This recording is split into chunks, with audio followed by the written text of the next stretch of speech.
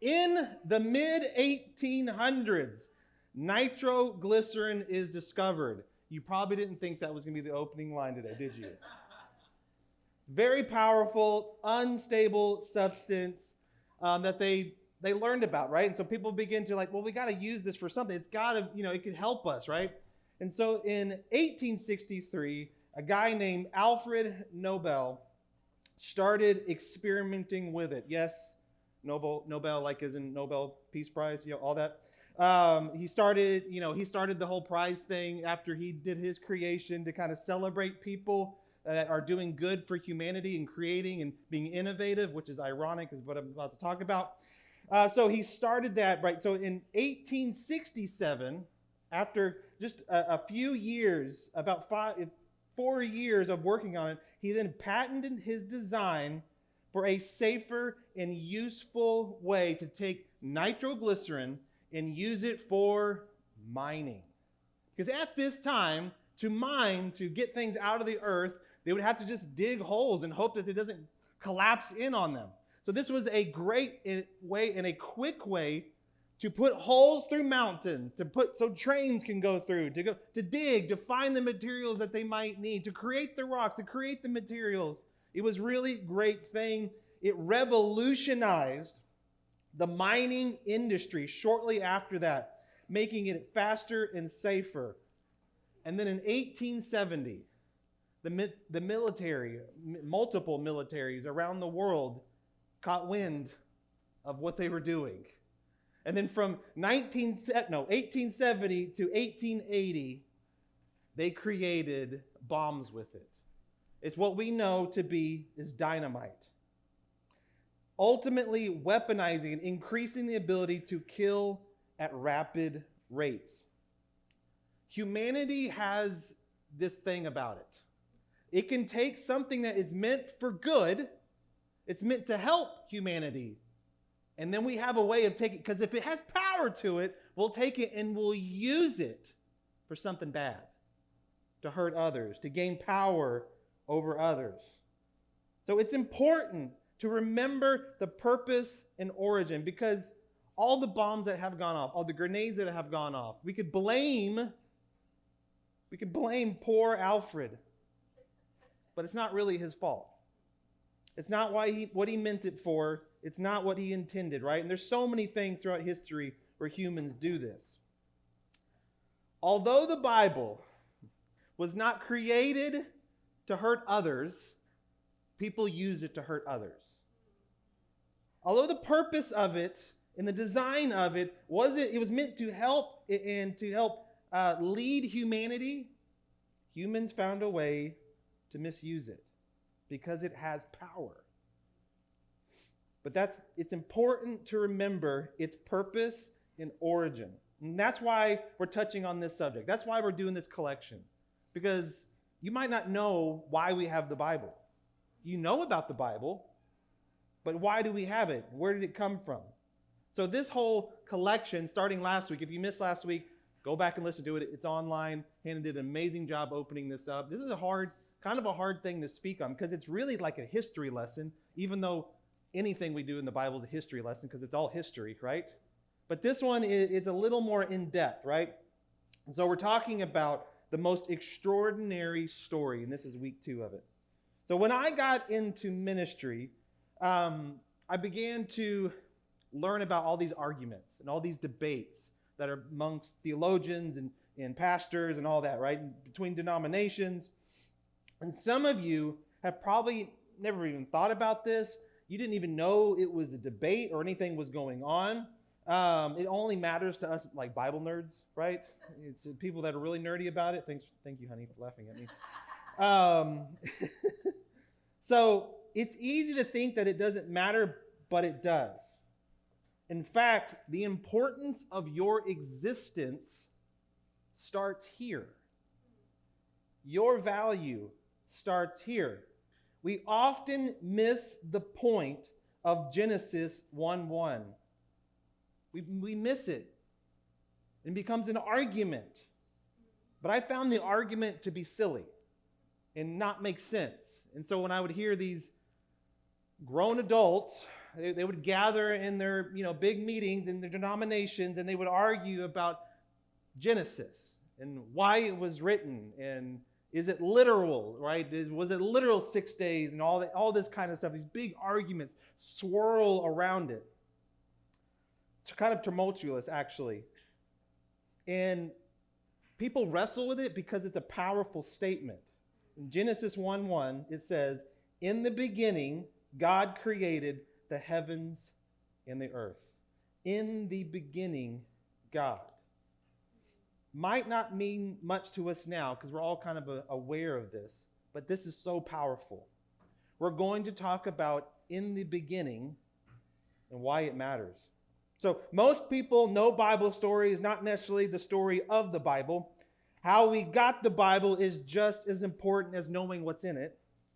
We received it chaptered, versed, bound, leathered up, probably faux leathered up. And we would, if you grew up in Christianity, chances are at some point in your young age you were given your first Bible. And what was inscribed on the front of it? Your name, right? People are stealing Bibles, I guess. I don't know. And it was usually in gold. Why? I don't know, right? I guess that's kind of makes it look holy and not. I don't know. It's very important if it's in gold. But that's not how the Bible began. That's not where it started. That's where we come in. Jesus didn't write it. He is the reason we have it. And the story of the Bible began when the tomb was found empty. We like to believe it was during his ministry. No. It wasn't thought about. It wasn't a reason to have until Jesus did what he did. Jesus was seen alive. Early believers documented his life, Matthew, Mark, Luke, and John. And these accounts were valuable, reliable, sacred, and inspired. Because of the power of the message ends up going global, worldwide. And it takes some time to get there, but it comes from a group of people who were, I would say they're the Rudies, but they weren't. They were like lesser than the Rudies, right? They were very, the odds were extremely against them. And people were making rules just to mess them up, just to stop them. Paul and the others left Judea to bring Jesus' message to the Gentiles. And this was the biggest shift for the Gentiles. And you're like, who are the Gentiles? That's you. We are Gentiles. Yeah, sorry to break that to you. That's true. We are the Gentiles. The biggest shift for the Gentiles at the time, it wasn't the fact that there was Jesus and Jesus. It was the fact that they were saying there's only one God. The Gentiles are like, what? There's only one God? We've been told there's so many gods, and there's options for that. In ancient culture, you didn't replace gods. It wasn't like you were part of Islam, and then you became a Christian, and then you became a Christian, and then you became Jewish, and then you had to denounce the other, right? Some of that's even denominations. Like if you become a Methodist, right, and you were Baptist, you got to like denounce, being Baptist, that kind of. That's what we do now. That wasn't the way that it went down back then. The way it went down back then was they kind of just collected gods. You just added a new one. They collected them like Pokemon, and they used them either for or against the circumstances in their life. If they wanted to be rich, they worshiped the wealth god. If they wanted to have kids, they worshiped the fertility god, right? That's how it went down. And you wouldn't dismiss another god. You would just collect them. You would just add them to your Rolodex for whenever you needed them. So in this time, and this is going to sound funny, Christians were technically seen as atheists. They were seen as atheists because they chose not to believe in the other gods. They rejected all other gods, and this radical idea led Gentiles to value the Jewish scriptures, the law and of the prophets. The law and the prophets. In reaction to what Jesus did, how prophecies were fulfilled, what he said what he's going to do, he did exactly what he did. He walked around after being dead for 3 days. He did exactly the opposite of what dead people are supposed to do. He came back to life, which is enough to get anybody's attention, I would hope. And so all of a sudden, there was a lot of interest in all of it. And if this was confirmed, it must be the way. So then they started going, well, what's the origin of this God? Who is it? Which brings us to the opening line again that changed everything. The first line of the Torah, Genesis 1:1, in the beginning, God. See, the ancient world at this time, their form of this was in the beginning, God's. Many of them. There was a lot of them. This was so revolutionary. There were no parallels to this in the ancient world. And even Genesis in the Greek means origin. This is how it began. This is how it all started. It was written by Moses. An archaeology that was done in the 19th and 20th centuries uncovered similar creation stories that we find in the Torah. Like in Egypt and Babylon and Canaan, they kind of had these. And the early theory was that the Hebrews must have borrowed. They must have borrowed some of the stories and kind of hodgepodge their own, which is actually what they did. Come to find out later, they kind of kept their cards close to their chest. The Jewish nation knew this all along, and they kept it to themselves. I mean, they didn't exactly like hide it. They just weren't inviting people into it, right? And so it was kind of a closed group, and they liked it that way, right? Because it's easier to manage a closed group. I get why they probably did it, but that's kind of where they were at. They knew it all along. And the Romans didn't like Christians because they wouldn't call Caesar king, and they rejected all the other gods. It's believed that the Romans gave the Jews a pass, for one, because of how long they've been there. The Romans, they thought themselves as, intellectuals, and they respected history, right, and the creation of it. And so they knew how old, it was really old, and so they honored it. But even more so, and I would say this is probably more the reason, is that mainly because of the extreme devout nature and historical evidence of resistance to higher powers, they were like, we're just going to let them do what they're going to do. We're not going to mess with them. We're going to let them keep believing as long as they play to some of our rules and respect the government and all that. So it wasn't worth the fight or division to the Roman Empire. Now that all has been revealed and brought to light by Jesus of where it all began, the Genesis stands in stark contrast. It's its own worldview in itself, which was crazy for these people at the time. So it was then a Genesis versus other ancient accounts. And the other myths were violent, they were chaotic. It was gods being created or fashioned out of other body parts. It was like this body part we got, and then we made another deity. That's kind of how it went down. Babylonian myth was that the humans were created as slaves to serve lazy gods, meaning you had no rights, no real purpose, no hope, no intrinsic value. You simply existed to serve lazy gods. So if that is what you were told is your existence, what is your value of life? Pretty low. Pretty low. But however, Genesis, it says that humanity is the pinnacle of God's creation. And we're created in his image. In fact, in Genesis 1:26 through 27, it says, "Then God said, let us make mankind in our image, in our likeness, so that they may rule over the fish in the sea and the birds in the sky, over the livestock and all the wild animals, and over all the creatures that move along the ground."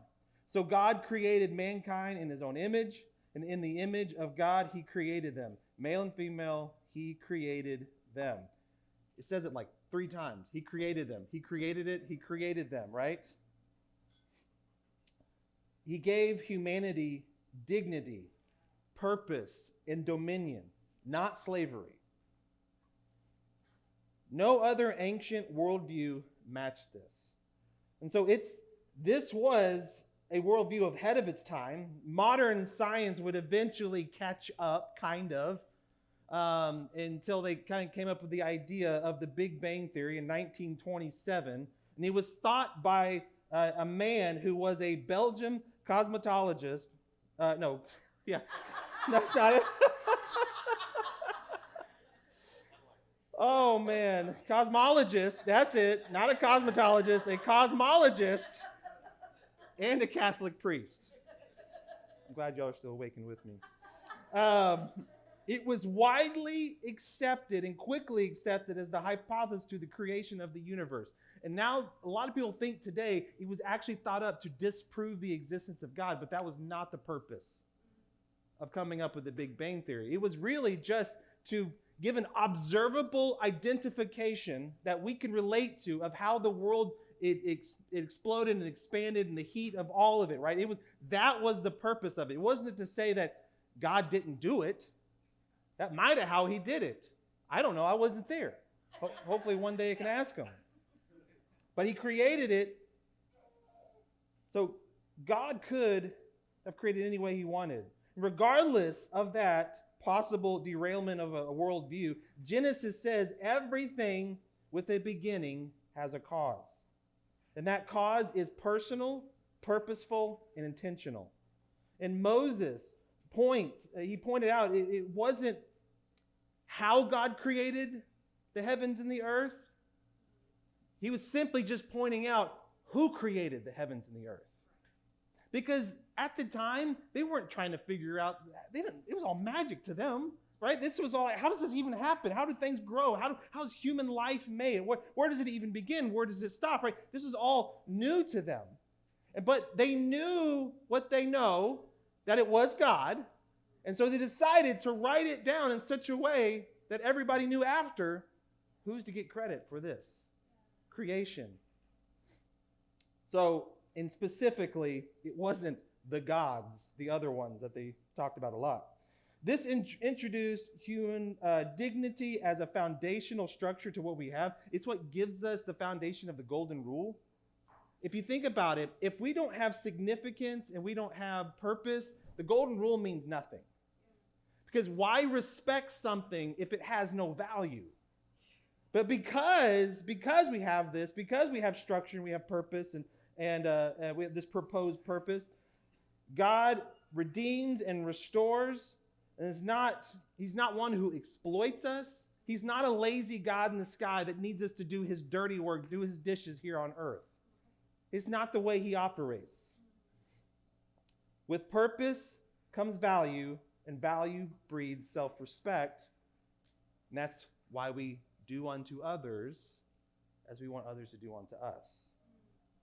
We treat others well, and we respect them because we want them to respect us. And if we do this, it works. If we go about it this way, it works. So why does this matter for us today? So ancient polytheism says you were a slave to the other gods. And the new atheism at the time is right now is you're a slave to your DNA and you have no free will, no redeemer or afterlife. But Genesis says you are here on purpose with a purpose. You are not an accident. And if you're like, are you talking to me? Yeah, I'm talking to every one of you. Even the new little ones in the room. It's not an accident. Even if they weren't planned. Not an accident. God doesn't make mistakes. We make mistakes, but God does not. So you were wanted by God, and you are now his image bearer. We are in his likeness, minus this. When the time was right, he joined us in person in Jesus. He created, he communicated, he gave some rules, some structure, and then he sent his son to walk with us. So he wasn't this distant God, this lazy God that they all worship, these lazy gods that they had to be slaves. No, this was different. This was a God who came down to be with us, to walk with us, to feel our pain. And there wasn't a lazy thing about him. He did the most extreme things for us. And something happened when the dots were connected. In the first century, Gentiles realized the Jews had it right all along. And they embraced the Hebrew scriptures as sacred.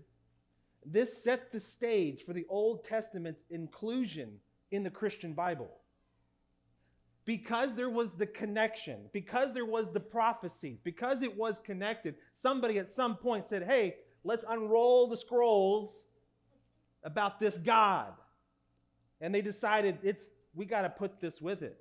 Because there was a possibility that we just would have had the New Testament. It just would have called the Testament. But before, I know it's funny, but that's true. It just would have been the Testament. But thankfully, someone had the wherewithal to go, maybe we should include both of them. Maybe give a little context and history so maybe generations beyond us could understand what's going on. And so then we have the Old Testament and the New Testament. If Jesus would have done what dead people were expected to do, stay dead, it's likely you never would have heard about him at all. He would have been a footnote maybe in history. And the Torah, aka the Old Testament as we know it, the source material probably would have been lost in history and disregarded as another fable. That is just a light touch. What all I just talked about was a light touch on the history and origin of the Bible and why it matters. Fast forward roughly 2,000 years to us today, the Bible's opening line still challenges worldviews today. There's still arguments about it. There's still challenges with it. In the beginning, God. And it changed everything, and it still changes everything today. And I believe the Bible was not created to be a weapon against evil, although it can be used as such. That wasn't the purpose of it. I mean, yes, something that has light can help erase darkness, but the whole purpose of the Bible, and it was made in such a way that it was meant to bring truth to those who have lost sight. It's meant to educate us on where this all began and why does it matter? And why do we matter? And do we matter? And thankfully, we have the scriptures now. We have it. People have preserved it. Humans have thought, man, we got to keep this. And so because of that, we get to stand here and say today, no, we are not an accident. We're not a cosmic oopsie. We didn't come out of an ooze, right? We didn't develop from a fish or whatever it may be. That didn't happen. We were created in his image to be his image bearers, to be in relationship with him as we float around in this chaotic universe on this big rock, this beautiful rock that he's made for us. And you're like, well, that's just happenstance. No, it's also purposeful. If we were a mile away from the sun, we'd be too cold. We couldn't live here. If we were a mile closer to the sun, I'm not a scientist, so these are like exact, but if we were like a mile closer to the sun, we would burn up. So it's almost as if it was put here on purpose for us. It's almost as if it wasn't an accident. I don't see a bunch of other Earth hurling around with humans on it. And that's a whole other debate and thing that we can talk about later. Get coffee for it. It's meant to bring truth so that we might not be lost. God created and communicated. Then he sent his Son to be with us. Now his Spirit dwells with us to continue that bond. We have the amazing privilege to bear witness to it being still active today. And although misused, when it can be taken out of context, it happens all the time, although it can be misused, when we put it in complete context, it's the most life-changing, powerful, timeless books in humanity that humanity has ever been able to hold and have the opportunity to read, to understand our Creator. I don't know about what's on your reading list this year, but that might be a book worth picking up, okay? That might be something worth picking up and kind of digging into. And it could be intimidating. I get that.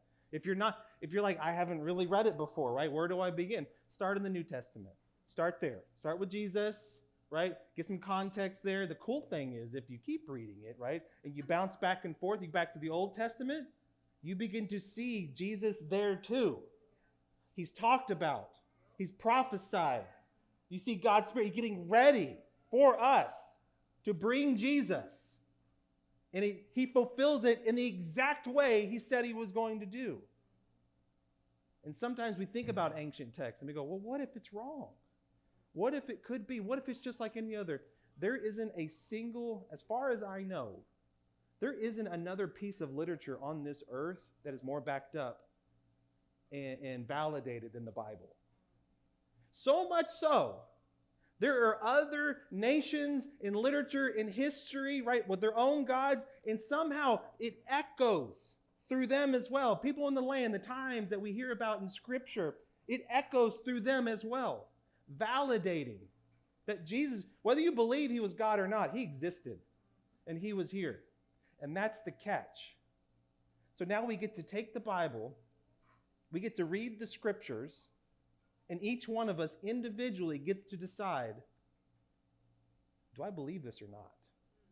And not only do I believe it, do I accept it as my own worldview?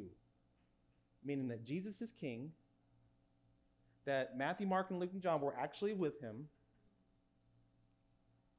and now I get to carry on that lineage. All from the Bible. That's just a taste, guys. So my challenge, it's not a big, huge spiritual moment right now. And I know that. But my challenge to you is literal. Just like anything. Whether it's on your phone, whether it's physical, whether you still got your name in gold on it, whatever it may be, pull it out. Start reading it. And watch how it changes you. And then ultimately changes everything around you. As your perspective begins to change because your worldview begins to align with God and his creation. Do not miss next week. Let's pray. Lord, thank you so much. Thank you so much that we have this. Lord, if we didn't have the Bible, we would be lost. We'd be fumbling around through the generations and time and decades and millennia, trying to figure out what is our purpose, what is our origin, why do things hurt, and why do things feel good, and how do I know what's right and wrong, and why do I get this feeling that something, all of this stuff, Lord, how would we navigate this without your truth? So Lord, I know throughout time it's been a struggle and it's been used for a weapon, but for us individually in this moment right now, Lord, we want to take this in full context. It's an acknowledgement first of who you are. We thank you for who you are. Thank you for creating us, giving us purpose and dignity. That we aren't just slaves to a lazy God, because Lord, lazy is not even in your vocabulary, Lord. You're an amazing God who loves his creation and provides, is there with us, walking next to us. So Lord, I pray that we have the gumption, that we have the Holy Spirit will prompt us in moments to open the Scriptures up. Lord, it is a amazing, amazing opportunity that we have to have all about you. So I pray that we do that. We open it up, we read the Scriptures, learn more about you, and apply it to our lives, and watch you come to life in everything that we do. So Lord, bless us as we go through this collection. Help us to remember the things that we need to remember. Help us to see the importance of the Bible and where it came from and its origin. And Lord, as we walk to our streets, to our job, to our homes, I pray that we become representations, not of a Bible, but of a living God. One that gave us the Bible so we could know more about him. Lord, thank you for Village Heights. Bless us as we go. In Jesus' powerful name I pray. Amen.